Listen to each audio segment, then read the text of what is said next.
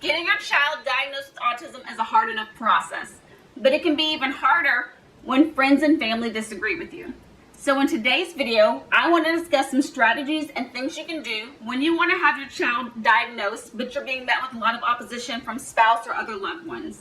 If you're new to my channel, hi, my name is Melinda. I'm a psychiatric mental health nurse practitioner. I'm also a mother of 2 high-functioning or low support needs boys, autistic sons. And on my channel, we like to discuss all things autism. If this sounds like something of interest to you, then please consider subscribing to my channel.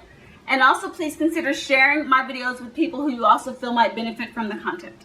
As a parent, we always want what's best for our children. And so when you feel like your child might be autistic, the first thing you want to do is get them diagnosed. But this can be hard when you're being met with opposition from, say, your spouse or other loved ones. So the first thing I recommend doing is expressing your concerns. Sometimes the things that you're seeing, other family members might not be paying attention to. So by letting them know the various signs or symptoms that you're doing, then it might help bring it to their attention. And they might be like, hey, I didn't really pay attention and notice that these things aren't actually on par with normal development. So say, for example, you might be noticing that your child is struggling socially. Maybe your child shows no interest in having friends or is socially awkward. Or you also might notice that your child is super sensory and has a hard time dealing with various sensory things in their environment. Or maybe they struggle with eye contact. When you see these things, these are things that you can mention to family members so that they are able to see the reasons why you want to have your child diagnosed versus just thinking you want to put a quote-unquote label on a child. The second thing that I recommend you do is allow them to be able to express the reasons why they're objecting to having the child diagnosed. There can be a myriad of reasons why somebody is opposed to an autism spectrum disorder diagnosis on their child. Some of it can be something like culturally. If they were raised in a culture where mental health wasn't really discussed, then it's very hard for them to all of a sudden have this label placed on their child. It could be that they feel like you're trying to excuse away their child's behavior and feel like, man, we just need to discipline our child more to make them behave. There's nothing wrong with their child. You're just trying to maybe excuse the behaviors that they're seeing. Sometimes some parents are just in denial and they might see things, but they're not willing to accept that their child might be different from the quote-unquote normal child. And so by giving them a safe space to openly express their objections, then you're better able to get to the root cause and the root reason why they really don't want the child diagnosed. And then you're better able to move forward together, making up a plan. So now that we're communicating more effectively and we've allowed them to voice their objections, the next thing I recommend is being open to alternative suggestions. Sometimes a spouse or a loved one might want to try implementing different things in the home to address some of the deficits or things that you pointed out to them earlier. So maybe if your child's having a lot of meltdowns, a lot of emotional regulation issues, they want to try different things that you can do to help your child better manage those emotions. Maybe using a token system or other things to help them better be able to control their feelings.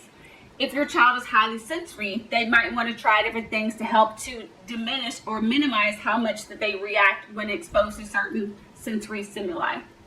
By listening to them and different suggestions that they try, the first thing it does, it allows the other family member to feel like they're being heard.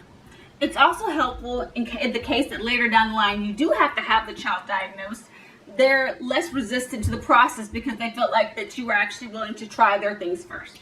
Another suggestion is recommending alternative treatments or therapies you can try. That way you can say you've exhausted all other possibilities before taking your child to have them diagnosed for autism spectrum disorder. Some options or other therapies you can try are something like occupational therapy. With occupational therapy, they can help your child learn how to do activities of daily living. So things like brushing their teeth, bathing themselves, getting dressed.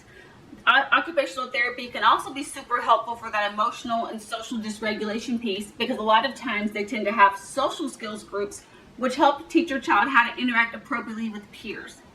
Another thing you can look into are something like physical therapy or speech therapy because they can help your child catch up in any areas where they might be developmentally delayed. You can also look into things like food therapy because they can help with any type of food aversions or food texture issues. So again, a benefit of trying all these other alternative therapies is that you're met with less resistance and less opposition if you eventually do have to move forward and have your child diagnosed. The next thing that I recommend is including them in the diagnosis and evaluation process. So what this means is that when you actually do make the appointment to have your child diagnosed and you're given any necessary paperwork to complete about health history or anything like that, allowing them to also help fill out that paperwork. Allow them to read the different questions you're being asked about your child. So that way they feel like their input is also being presented to the provider versus only being presented from one parent's perspective. Additionally, when you take the child in for the actual evaluation, allowing them to come with you. And this is important because it eliminates any potential biases that they feel like you might have. Since they're there directly in the doctor's office, they're able to hear directly from the provider. They're able to hear any responses you say. They're able to also provide their information and input.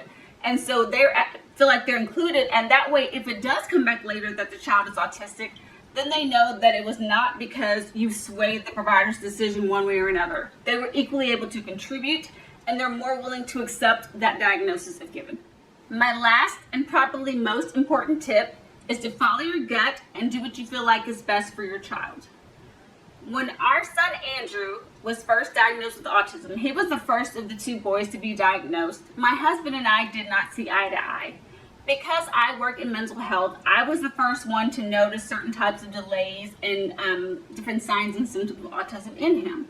And so when I presented those to my husband, he was a little bit more dismissive because he felt like a lot of that was due to him being a premature baby, being a triplet, and that he's just a boy. It takes time. Some of those meltdowns and tantrums are him just being a boy.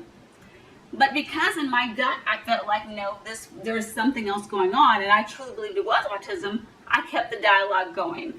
I kept presenting my concerns. I kept pointing out things that I was noticing, and eventually we were able to come together, make a compromise, and Andrew was evaluated.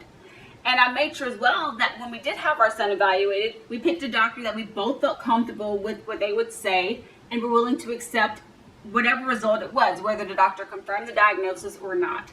And I think that's why it worked well for us, because we were on the same page and we always had positive dialogue until we reached a resolution. And so that's one thing I recommend as well. If in your gut you feel like your child could be autistic, continue those conversations, continue to express your concerns to loved ones, and hopefully eventually you will get to a point to where you are on the same page and are able to eventually have your child diagnosed. Well, alright guys, that's all I have for this video. I hope you've enjoyed it. And if you have any suggestions or things that you've tried and have been helpful for you when you kind of had any opposition from family members, please comment those down below. If you've enjoyed this video, please make sure to give it a thumbs up. And if you're not already subscribed, make sure to subscribe to my channel. And also make sure to share it with anybody who you feel like might benefit from the content. Make sure to come back next week. I put out new videos once a week on Sundays, and I wouldn't want you to miss any future uploads. Alright guys, that's all I have. Have a great week. Bye.